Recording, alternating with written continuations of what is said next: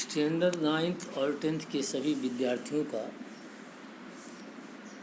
Online teaching में स्वागत है। आज हम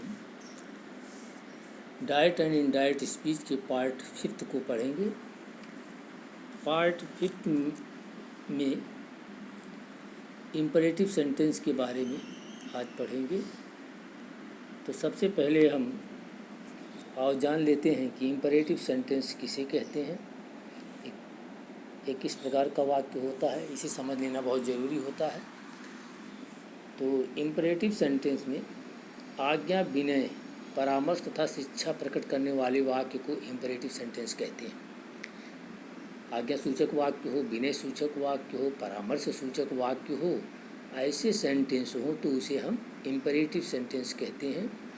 जहाँ पर सलाह दिया जाए, आज्ञा दी जाए, विनम्रता, विनय सूचक हो, तो ऐसे वाक्य को इम्परेटिव सेंटेंस कहते हैं। इम्परेटिव सेंटेंस में क्रिया की फर्स्ट फॉर्म आती है और इसमें सब्जेक्ट छिपा होता है। सब्जेक्ट यू जो होता है छिपा होता है। लेकिन यदि वाक्य निगेटिव है तो उसमें डू नॉट या नेवर का प्रयोग होता है। डू नॉट यानी डोंट या नेवर का उपयोग होता है। वैसे आज्ञा सूचक वाक्य को हम कमांड सेंटेंस कहते हैं और परामर्श सूचक वाक्य को कंसल्टेटिव सेंटेंस कहते हैं। सलाह सूचक वाक्य को सजेस्टिव सेंटेंस कहते हैं और विनय सूचक वाक्य को मॉडेस्ट सेंटेंस भी कहते हैं। तो अगर हम इम्परेटिव सेंटेंस, रिपोर्टेड स्पीच में इम्परेटिव सेंटेंस आया है तो इम्परेटिव सेंटेंस को कैसे हम चेंज करेंगे इनडायरेक्ट में, उसके बारे में कुछ नियम बता रहा हूँ, ध्यान से आप लोग सुनना।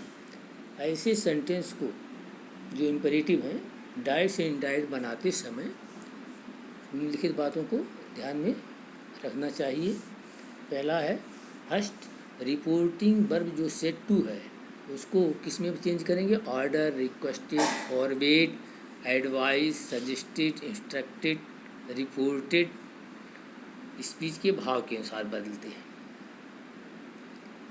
यानी जैसा सेंटेंस का भाव होगा उसका अर्थ निकलेगा। ठीक उसी प्रकार से अगर आज्ञा सूचक वाक्य है तो वहाँ पर सेड टू को ऑर्डर में बदलेंगे। अगर प्रार्थना सूचक वाक्य है तो रिक्वेस्टेड में बदलेंगे।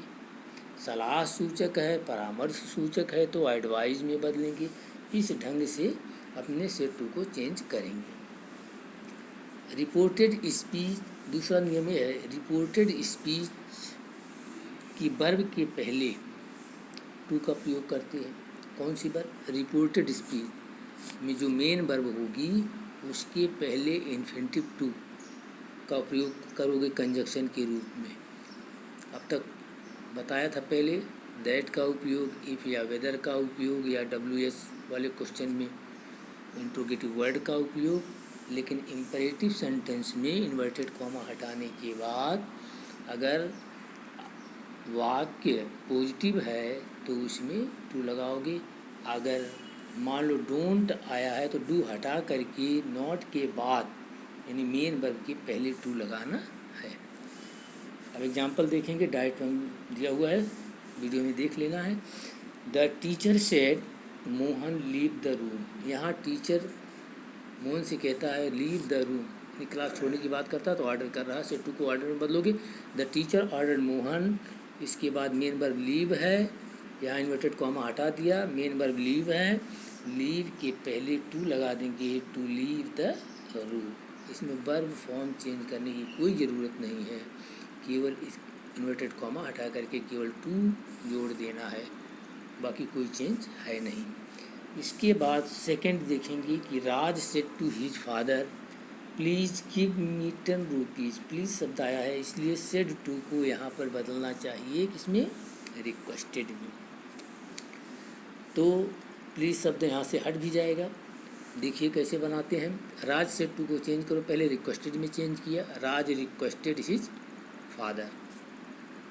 सेड को रिक्वेस्टेड में चेंज किया, प्लीज़ शब्द हटा दिया, इन्वर्टेड कॉमा हटा दिया, प्लीज़ शब्द भी हट गया। इसके बाद गिव के पहले टू लगा दो, जो मेन वर्ब गिव है उसके पहले इन्फिनिटिव टू का उपयोग कर दिया। और मी शब्द फर्स्ट पर्सन का प्रोनाउन है, मैंने कहा था first person pronoun reporting verb के सब्जेक्ट के अनुसार चेंज होता है। राज है, राज एक लड़के का नाम है, सिंगुलर है, राज के लिए दोबारा ही का उपयोग होता है, लेकिन मी ऑब्जेक्टिव है, ही का ऑब्जेक्टिव केस क्या होगा, हिम। तो यहाँ पर हिम हो जाएगा 10 रुपीज़। इस तरह से वाक्य आपका पूरा हो गया, इंडाइट में बन गया, Raj requested his father to give him 10 rupees.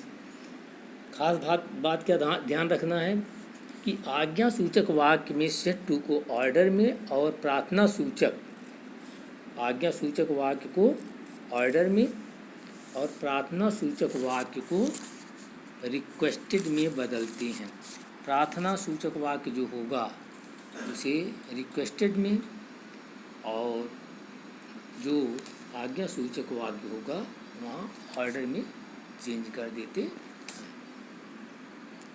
परामर्श वाले वाक्य को, जैसे मैंने बताया था, परामर्श वाले वाक्य को एडवाइज का प्रयोग करते हैं। एडवाइज में सेट टू को एडवाइज में परामर्श हो जाए, कंसल्टेटिव सेंटेंस। तो ऐसे वाक्य को बदलेंगे एडवाइज में। और लेट वाले वाक्य में सजेस्टेड, प्रपोज्ड, रिक्वेस्टेड का प्रयोग प्रसंग के अनुसार करेंगे। जैसे लेट वाला वाक्य कुछ एग्जाम्पल दिए गए हैं, सेंटेंस कंटेनिंग लेट। एग्जाम्पल यहाँ 3 देखेंगे, डायरेक्ट 3 लिखा हुआ है वीडियो में। Sanjay set let us have a cup of T. तो यहाँ Sanjay said let us have a cup of T. तो यहाँ पर लेट वाला वाक्य आया है, लेट वाला वाक्य होगा तो ध्यान से इसको देखेंगे। इसमें लेट को यहाँ से हटा देते हैं, इन्वर्टेड कॉमा के बाद में जो पहले बीच में संजय सेट के बाद लेट आया है, तो इसको देखें, let us have a cup of T.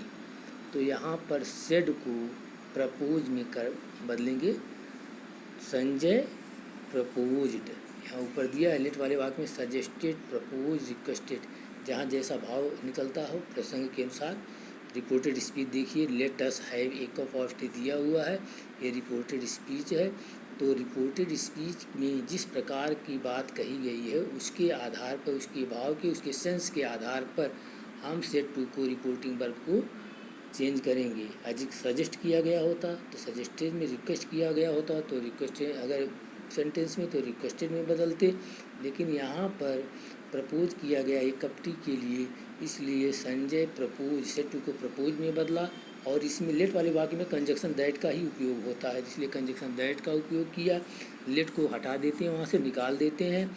अब अस आया है, अस जो है ये फर्स्ट पर्सन का प्रोनाउन है, फर्स्ट पर्सन का ये ऑब्जेक्टिव केस है। फर्स्ट पर्सन का प्रोनाउन संजय के अनुसार चेंज होगा, लेकिन संजय सिंगुलर है और अस प्लूरल है। तो अगर अस है तो यहाँ ये प्लूरल है, तो इसको संजय के अनुसार बदलेंगे। तो यहाँ संजय के लिए तो ही होता है, लेकिन जो अस है ये प्लूरल है, तो ही का प्लूरल क्या होगा, दे होगा, इसलिए यहाँ पर दे का उपयोग करेंगे। लेट हटाए हैं उसके लिए शुड का उपयोग करेंगे, तो यहाँ पर शुड लिख दिए, दे शुड। इसके बाद हैव आया हुआ है, इसमें have a cup of tea. इसके बाद एग्जाम्पल 4 देखेंगे कि I said to my friend please let me work. यहाँ प्लीज़ शब्द आया है, इसलिए इसको रिक्वेस्टेड में बदलो कि आई रिक्वेस्टेड माई फ्रेंड्स। अब प्लीज़ देखो, लेट जो है मेन वर्ब की तरह यहाँ आया हुआ है, इसलिए प्लीज़ को केवल हटा देंगे और उसके पहले टू और लेट को लेट ही की जगह रहने देंगे। और मी वर्क, मी अपनी जगह पर है, मी वर्क। मी फर्स्ट पर्सन का प्रोनाउन है तो आई के अनुसार चेंज होगा, तो मी ये ऑब्जेक्ट की जगह है, मी ऑब्जेक्टिव केस है तो वही का वही होगा, इसलिए और आगे कोई चेंज होगा नहीं। Thank you. अगला वीडियो आप एक्सक्लेमेटरी सेंटेंस के बारे में देखेंगे।